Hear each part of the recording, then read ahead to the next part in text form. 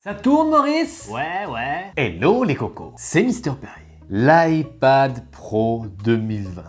Mon nouveau chouchou en mobilité. Lorsque je vous ai fait le déballage et que je vous ai donné mon avis, souvenez-vous, j'ai dit ceci.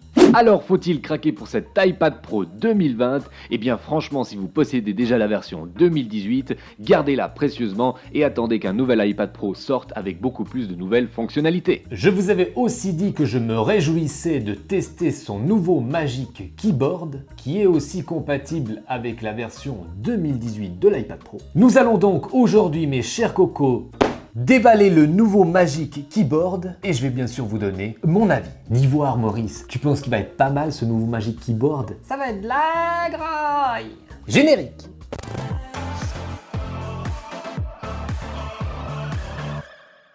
Alors nous sommes déjà à la 3e version du Magic Keyboard et jusqu'à présent aucun d'eux ne m'a convaincu.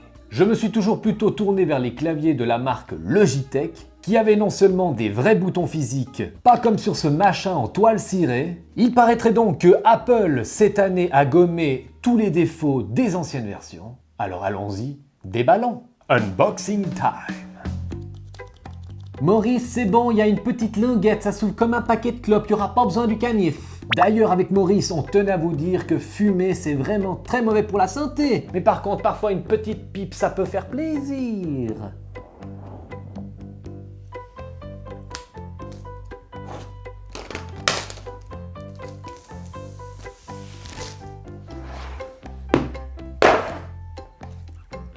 Dieu, il fait son poil, bestiau. C'est doux, nom de bleu. C'est lavé avec Verlaine. Designed by Apple in California. Wow, c'est joli ça.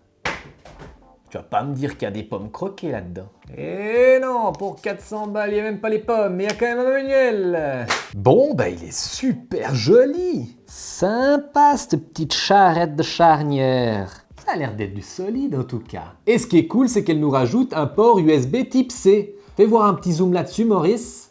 Donc on peut recharger et brancher un disque dur par exemple. C'est extra. Maurice, passe me voir l'iPad Pro 2020, s'il te plaît. Merci. Alors ça se connecte, bien sûr, avec le Smart Connector. Ouh là là là là, c'est costaud au niveau des aimants. Alors bien sûr, on a un clavier rétro-éclairé, ça c'est bien joué. Et des vraies touches, non d'une pipe.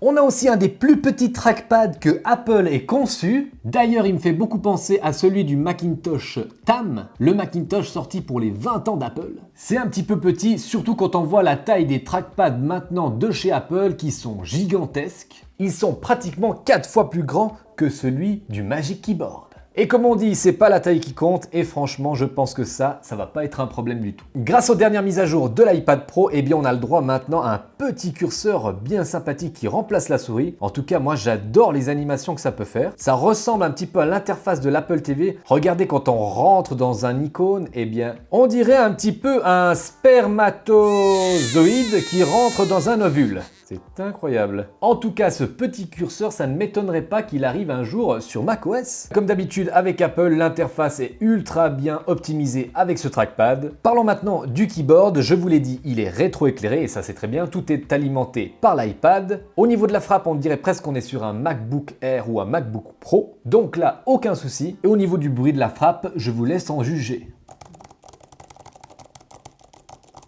C'est très acceptable. Bon, votre iPad est en lévitation, d'accord, mais est-ce que les angles de vision sont bons? En tout cas, il n'y en a pas beaucoup d'angles de vision. Soit vous êtes comme ça, soit vous êtes comme ça. Franchement, pour moi, c'est pas du tout un problème, mais il faudrait voir si dans toutes les situations, ça peut être bien adapté. Ensuite, on peut le fermer, d'accord. On a une petite pomme croquée derrière, qui n'est pas située au milieu, c'est assez drôle. Ils s'embêtent maintenant à la mettre partout au milieu, et là, eh bien, elle n'est pas au milieu. Niveau finition, eh bien c'est du tout bon, très bien fini. Niveau poids, on est sur 1,3 kg, donc c'est une belle bestiole avec ce Magic Keyboard. Après, c'est supportable. Alors, est-ce que ça sert vraiment de protection? Eh bien, à première vue, non. Vous l'avez vu, ça dépasse un tout petit peu, mais on est d'accord que s'il tombe comme ça, eh ben c'est la cata. Après, l'autre question, c'est peut-on l'utiliser en mode tablette? C'est pas très pratique. Hein. Donc ce Magic Keyboard, il ne se referme pas vers l'arrière. Donc vous vous retrouvez avec, on dirait un espèce d'origami d'un japonais qui aurait bu trop de saké. Donc le mode tablette, vous oubliez. Ensuite, si par erreur, eh bien je le prends ici sur la partie non aimantée, est-ce qu'il va supporter? Ah ouais, l'aimant, ils l'ont quand même bien chargé. Mais il faut pas abuser. Pour moi, ce qui manque vraiment au clavier, eh bien, ce sont les touches fonctions. Par exemple, pour augmenter le volume, augmenter la luminosité. Eh bien ça, ils n'ont pas été mis. Pourtant, il y aurait une petite place ici, surtout pour 400 €. Bien dommage parce que tous les claviers Logitech, eux, le proposent. Alors, il a de nombreuses qualités, certes. Qualité de fabrication, un clavier qui fonctionne bien, un trackpad petit, certes, mais qui fonctionne aux petits oignons, 2 ports USB type C. Mais est-ce que ça vaut vraiment 400 € pour la version 12,9 pouces, ou 400 francs suisses, bien sûr, et 340 € pour la version 11 pouces, ou 340 francs suisses? Eh bien franchement non. À ce prix-là, il devrait avoir les touches de fonction, ça devrait être une vraie protection et on devrait aussi pouvoir l'utiliser en mode tablette sans enlever le clavier. En tout cas, moi de mon côté, je vais regarder de plus près la proposition de Logitech et je n'hésiterai pas à vous en parler en vidéo si ça vaut vraiment le coup. Et bien voilà les cocos, on arrive au terme de cette vidéo, j'espère qu'elle vous aura plu. Bien sûr, si vous avez le budget et que vous voulez vraiment craquer sur ce Magic Keyboard, eh bien il y aura les liens pour le commander dans la description. Comme d'habitude, pour soutenir la chaîne, n'hésitez pas à laisser un pouce méga bleu, à vous abonner et à activer la cloche de notification pour ne louper aucune nouvelle vidéo. Je vous dis à très bientôt pour un prochain vlog ou une prochaine vidéo. Faites très attention à vous. Bisous! Pouce bleu, dans de bleu, laisse-moi un méga pouce bleu, dans de bleu, laisse-moi un joli pouce bleu, dans de bleu, laisse-moi un méga pouce bleu, dans de bleu.